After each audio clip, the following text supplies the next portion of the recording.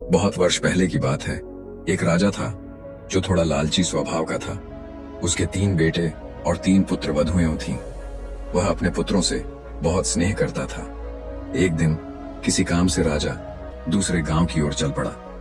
रास्ते में वह एक घने जंगल के पास पहुंचा। वहां उसे तेज प्यास लगने लगी तो उसने जल की तलाश शुरू कर दी। इधर उधर भटकते हुए उसे एक सुंदर सरोवर दिखाई दिया।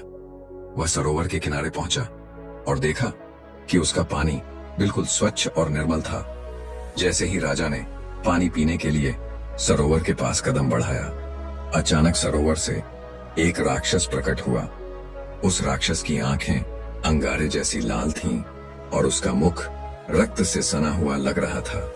उसने गरजते हुए कहा, कौन हो तुम? मेरे सरोवर में आने की हिम्मत कैसे की? किसने तुम्हें यहां आने की अनुमति दी? राजा राक्षस को देखकर भयभीत हो गया। कांपती आवाज में बोला, कृपया मुझे क्षमा करें। मुझे नहीं पता था कि यह सरोवर आपका है। मैं दूर से यात्रा कर रहा था और बहुत प्यासा था, इसलिए पानी की तलाश में यहां आ गया। कृपया मुझे थोड़ा पानी पीने दें। राक्षस ने क्रूरता से हंसते हुए कहा, मैं तुम्हें ऐसे ही पानी क्यों दूं? अगर तुम मेरे एक शर्त मानोगे तभी तुम्हें पानी मिलेगा। राजा ने व्याकुल होकर पूछा, बताइए, आपकी क्या शर्त है? राक्षस बोला, अगर तुम अपनी संतान में से किसी एक को मेरे हवाले करोगे तभी मैं तुम्हें पानी पीने दूंगा, वरना तुम्हें यहीं प्यास से तड़प कर मरना पड़ेगा। राजा असमंजस में पड़ गया। उसकी प्यास बढ़ती जा रही थी। जैसे अगर उसने तुरंत पानी नहीं पिया तो उसकी मृत्यु निश्चित थी।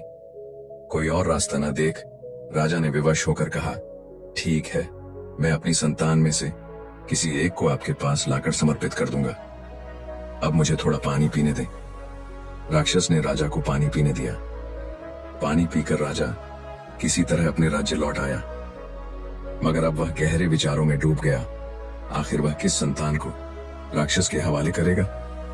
जब उसने यह बात रानी को बताई तो रानी का हृदय दहल गया। वह अपने पुत्रों और तीनों पुत्र वधुओं से अत्यधिक प्रेम करती थी और किसी को भी राक्षस को सौंपने से साफ इनकार कर दिया। राजा गहरे सोच में डूबा था। उसकी परेशानी को देखते हुए रानी ने सुझाव दिया, क्यों ना तुम किसी और को राक्षस के हवाले कर दो। राजा को यह बात सही लगी। उसने पूरे राज्य में घोषणा करवा दी, जो कोई भी मेरे साथ राक्षस के पास जाने को तैयार होगा, मैं उसे ढेर सारे इनाम दूंगा। उसके माता पिता को राजमहल में रहने की सुविधा मिलेगी और वे सदा के लिए सुखी जीवन व्यतीत करेंगे। लेकिन कौन अपनी संतान या अपना जीवन धन संपत्ति के लिए राक्षस को सौंपने को तैयार होता?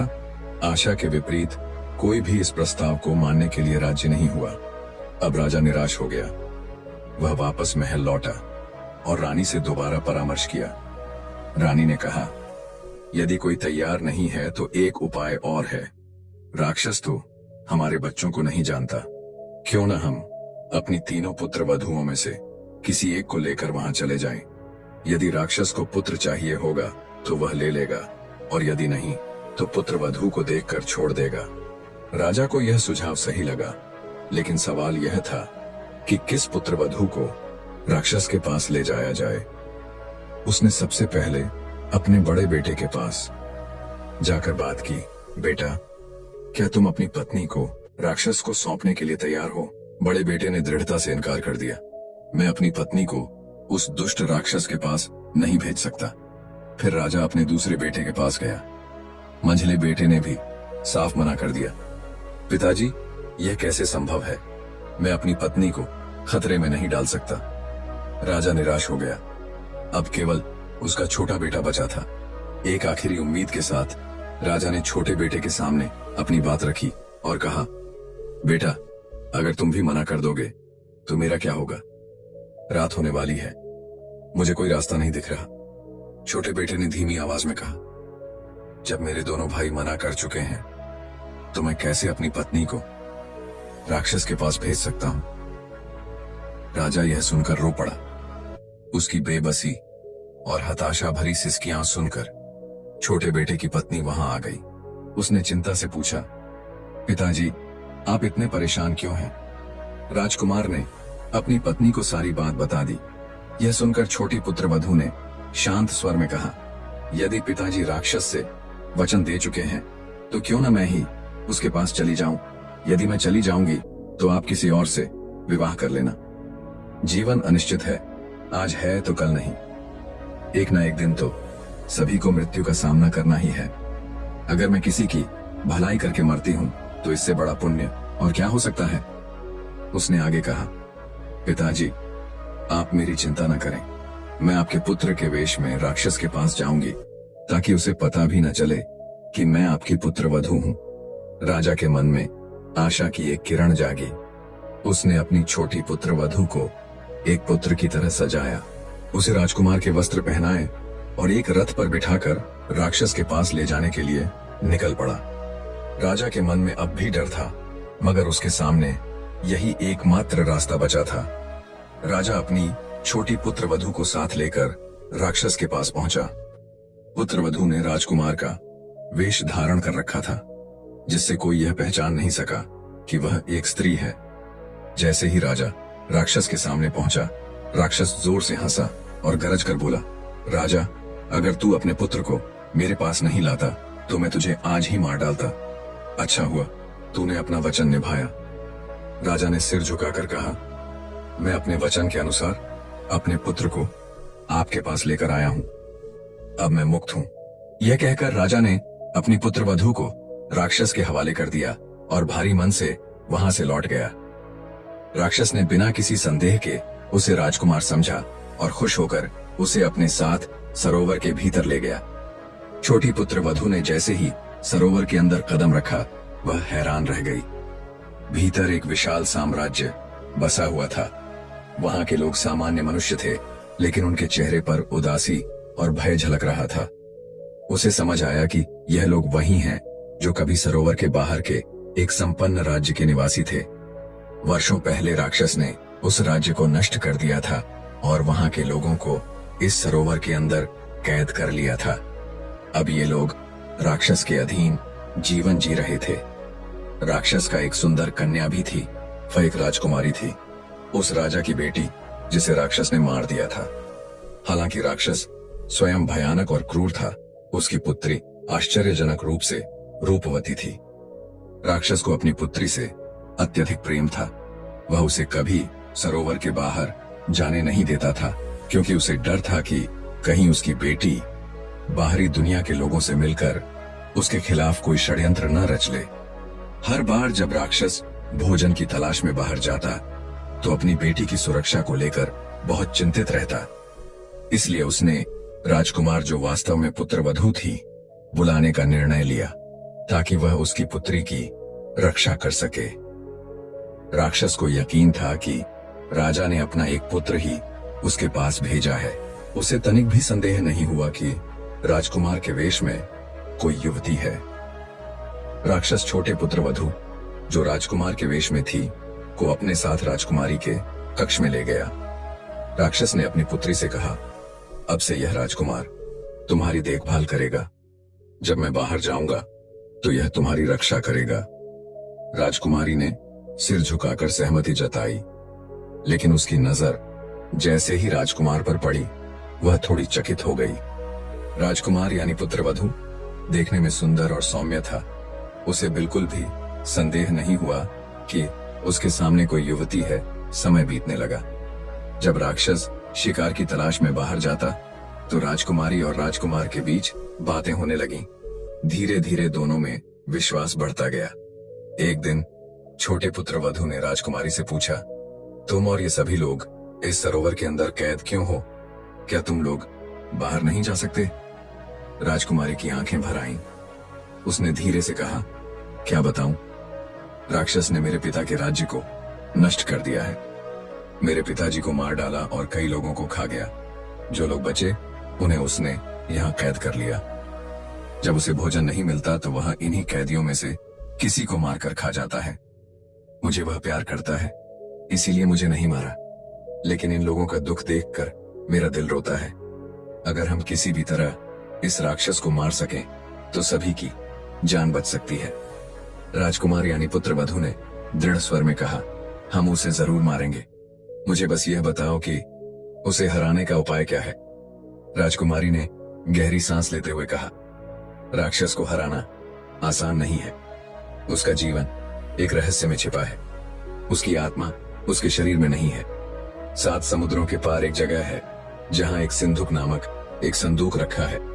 उस सिंधुक में एक छोटी चिड़िया बंद है। वही चिड़िया राक्षस के जीवन का रहस्य है। जब तक वह चिड़िया जीवित है, राक्षस अमर है। लेकिन सिंधुक की रक्षा एक और राक्षस करता है, जो उतना ही शक्तिशाली और क्रूर है जितना यह राक्षस।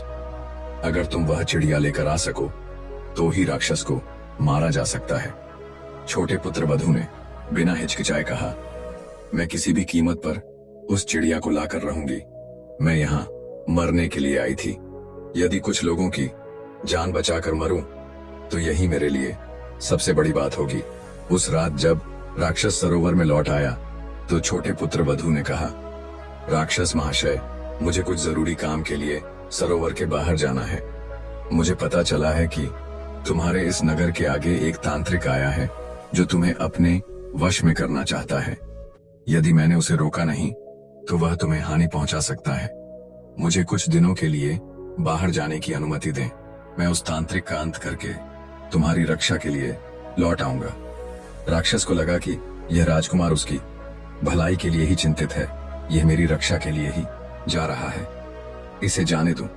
उसने सिर हिलाते हुए कहा, ठीक है, लेकिन जल्दी लौटना। छोटे पुत्र वधु ने मन ही मन खुशी महसूस की। अब वह 7 समुद्रों के पार सिंधुक तक जाने के लिए आजाद थी। उसकी आंखों में एक ही उद्देश्य था, राक्षस का अंत कर कैद लोगों की मुक्ति। छोटे पुत्र वधु जो राजकुमार के रूप में थी, राक्षस के राज्य से निकलकर सिंधुक की खोज में चल पड़ी।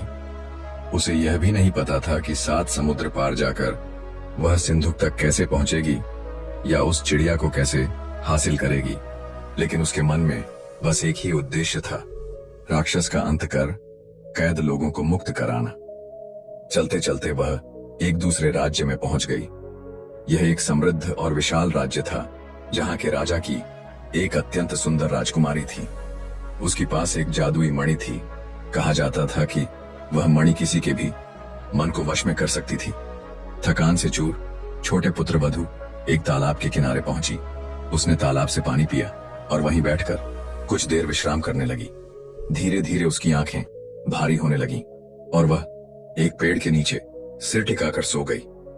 संयोग से उसी समय राजकुमारी अपनी दासियों के साथ उसी तालाब पर स्नान करने आई। हंसी ठिठोली करते हुए राजकुमारी ने स्नान किया और फिर पास के मंदिर में पूजा करने चली गई। परंतु जैसे ही वह लौटने लगी, उसकी नजर उस सोते हुए राजकुमार, जो वास्तव में पुत्रवधू थी, उस पर पड़ी। राजकुमारी उसकी सुंदरता देखकर मोहित हो गई। ऐसा तेजस्वी और आकर्षक युवक उसने अपने जीवन में पहले कभी नहीं देखा था। उसका हृदय अचानक धड़कने लगा। वह विवाह योग्य थी और पहली बार किसी को देखकर उसके मन में प्रेम की भावना जाग उठी।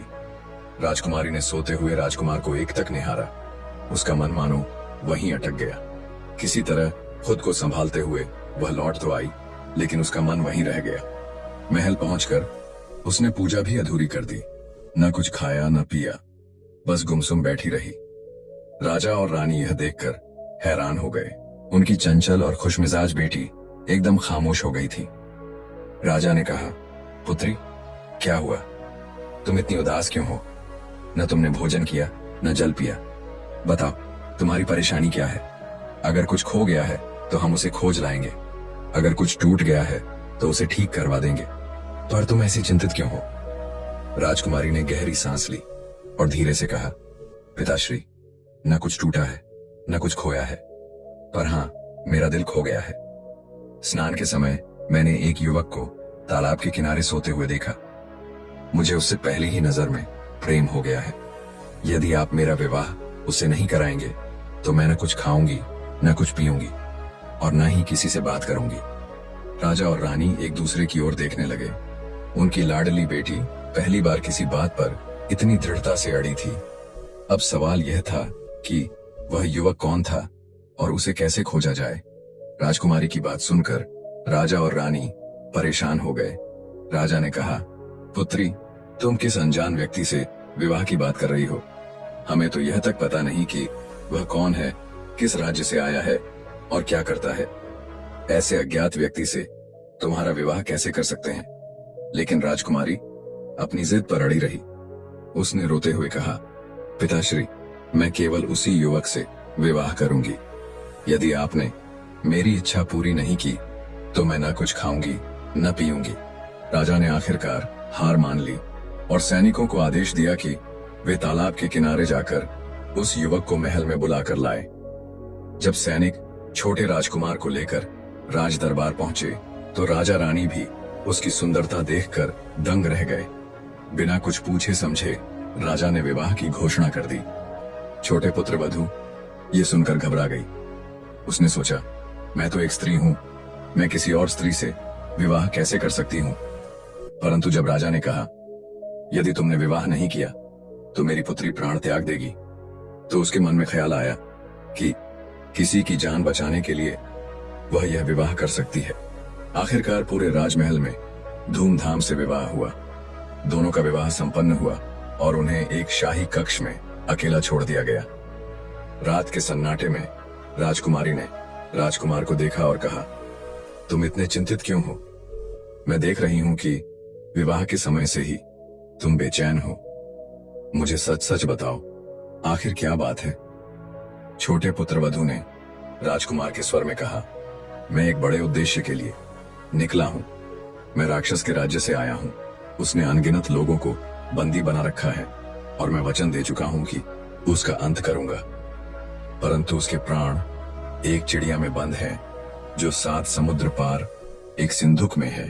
उस चिड़िया को एक बूढ़ी राक्षसी ने संभाल रखा है और मैं सोच रहा हूं कि आखिर उस चिड़िया तक कैसे पहुंचूं। राजकुमारी ने मुस्कुराते हुए कहा, यदि तुम किसी के भले के लिए यह कर रहे हो तो मैं तुम्हारा साथ दूंगी।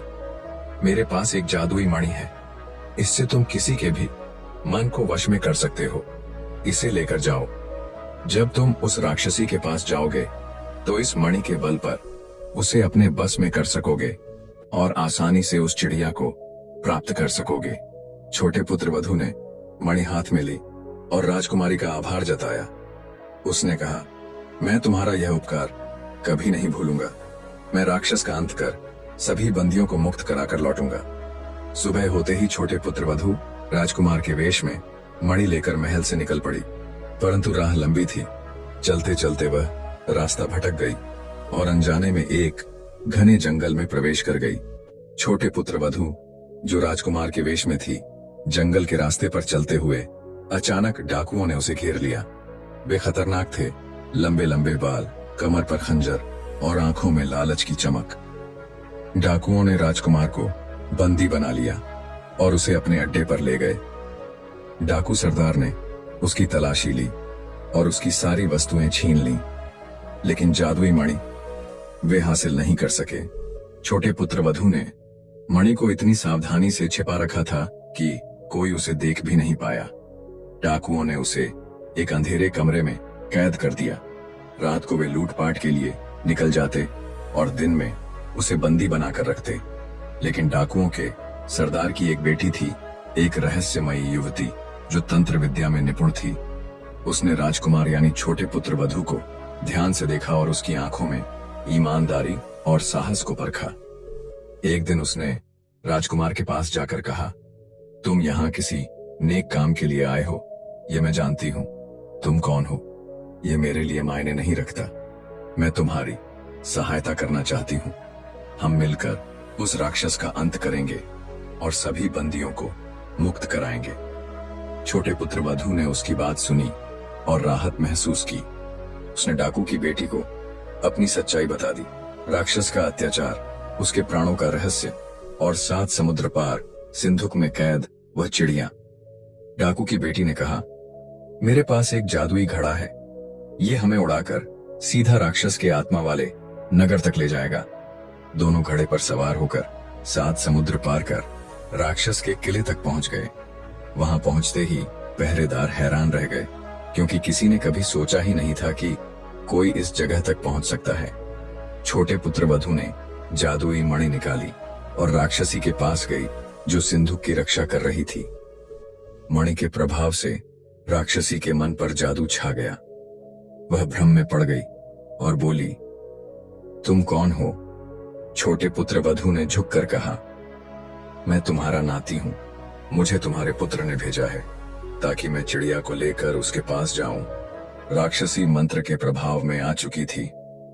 उसने बिना सोचे सिंधुक से वह चिड़िया बाहर निकाली और छोटे पुत्र वधु को सौंप दी। जैसे ही चिड़िया उसके हाथ में आई, छोटे पुत्र वधु ने डाकू की बेटी के साथ तुरंत वहां से भागने का इरादा किया। राक्षसी को कुछ समझ आता, इससे पहले ही वे दोनों जादुई घड़े पर सवार होकर उड़ चले। रास्ते में छोटे पुत्र वधु ने चिड़िया को जोर से दबाया। चिड़िया की एक चीख के साथ ही दूर राक्षस तड़पने लगा। जैसे जैसे चिड़िया के प्राण निकले, राकेश भी अपने किले में बेसुध होकर गिर पड़ा और अंततः उसका जादू खत्म हो गया। उसके मरते ही सारा काला जादू टूट गया। सरोवर के अंदर कैद सभी लोग मुक्त हो गए। राजकुमारी और बाकी लोग अब पानी के अंदर की दुनिया से बाहर निकलकर अपने असली राजमहल लौट आए। सब खुश थे। राजकुमारी ने छोटे पुत्र वधु को धन्यवाद दिया और वहां मौजूद सभी लोगों ने उसका गुणगान किया। इस बीच डाकू की बेटी ने कहा, तुमने इतना साहस दिखाया है, मैं तुम्हारी बहादुरी पर मोहित हो गई हूं। मैं तुमसे विवाह करना चाहती हूं। छोटे पुत्र वधु एक पल के लिए चुप रही, फिर उसने धीमे से कहा, मैं तुमसे विवाह नहीं कर सकती क्योंकि मैं एक लड़की हूं। मैंने विवश होकर राजकुमार का वेश धारण किया था। मैं एक पुत्र वधु हूं, कोई राजकुमार नहीं। जब छोटी पुत्र वधु ने अपने असली रूप को उजागर किया तो डाकू की बेटी ने सिर झुकाकर कहा, मुझे क्षमा कर दो। मैंने तुमसे विवाह करने की इच्छा सिर्फ अपनी महत्वाकांक्षाओं के कारण की थी, लेकिन अब मुझे समझ आ गया है कि किसी को छल या दबाव से नहीं पाया जा सकता। सच्चे दिल से की गई सेवा और सहायता ही सच्चा सुख दिलाती है। छोटी पुत्र वधु ने मुस्कुराकर उसे माफ कर दिया। डाकू की बेटी ने फैसला किया कि वह अब अपने डाकू भाइयों के साथ रहकर नेक रास्ते पर चलेगी। इसके बाद छोटी पुत्र वधु ने राजकुमारी के साथ उस राज्य की ओर रुख किया जहां उसने मजबूरी में राजकुमारी से विवाह किया था। छोटी पुत्र वधु ने राजकुमार के वेश में कहा, राजन, मैं अपने राज्य लौटना चाहता हूं और अपनी पत्नी को साथ ले जाना चाहता हूं। राजा प्रसन्न हुए। उन्होंने राजकुमारी को भारी धन संपत्ति और आभूषणों के साथ विदा किया। अब छोटी पुत्र वधु ने राजकुमारी को लेकर अपने राज्य की ओर प्रस्थान किया। रास्ते भर राजकुमारी ने कई सवाल किए। छोटी पुत्र वधु ने अपने सफर, राक्षस के अंत और अपनी सच्ची पहचान की कहानी विस्तार से सुनाई। राज्य पहुंचने पर छोटी पुत्र वधु अपने ससुर यानी राजा और अपने पति छोटे राजकुमार से मिली। राजा उसे देखकर बेहद खुश हुए। छोटे राजकुमार भी हर्षित हुए, लेकिन हैरान भी थे कि उनकी पत्नी अपने साथ 2 और राजकुमारियों को लेकर आई है। छोटी पुत्र वधु ने राजा और राजकुमार के सामने सारा हाल कह सुनाया। कैसे उसने राजकुमार का रूप धरकर राजकुमारी से विवाह किया, कैसे राक्षस को परास्त किया और कैसे 2 राजकुमारियों को मुक्त कराया। यह सुनकर सभी लोग आश्चर्यचकित रह गए। छोटी पुत्र वधु ने कहा, इन दोनों राजकुमारियों को भी अपना घर बसाने का अधिकार है। मैं चाहती हूँ कि इनका विवाह मेरे पति छोटे राजकुमार से कर दिया जाए ताकि इन्हें भी सुख और सम्मान का जीवन मिल सके। राजा ने प्रसन्नता से स्वीकृति दे दी। छोटे राजकुमार का दोनों राजकुमारियों के साथ विवाह धूमधाम से कर दिया गया। महल में उत्सव का माहौल छा गया। अब छोटे राजकुमार अपनी तीनों पत्नियों के साथ प्रसन्नता से रहने लगे। छोटी पुत्र वधु ने अपनी सूझबूझ, साहस और बुद्धिमानी से न केवल राक्षस का अंत किया, बल्कि 2 राजकुमारियों का जीवन भी संवार दिया। महल में हर ओर छोटी पुत्र वधु की प्रशंसा हो रही थी। राजा ने कहा, तुम जैसी बहादुर और चतुर पुत्र वधु हमारे कुल की शोभा हो। तुम्हारे साहस और समर्पण की मिसाल हर पीढ़ी देगी। और इस तरह छोटी पुत्र वधु अपने पति और उसकी 3 रानियों के साथ सुखी जीवन बिताने लगी। दोस्तों, आपको ये कहानी कैसे लगी? कमेंट करके जरूर बताइए। वीडियो अच्छी लगी है तो लाइक और शेयर करें। ऐसे नई नई कहानी के लिए चैनल को सब्सक्राइब जरूर करें।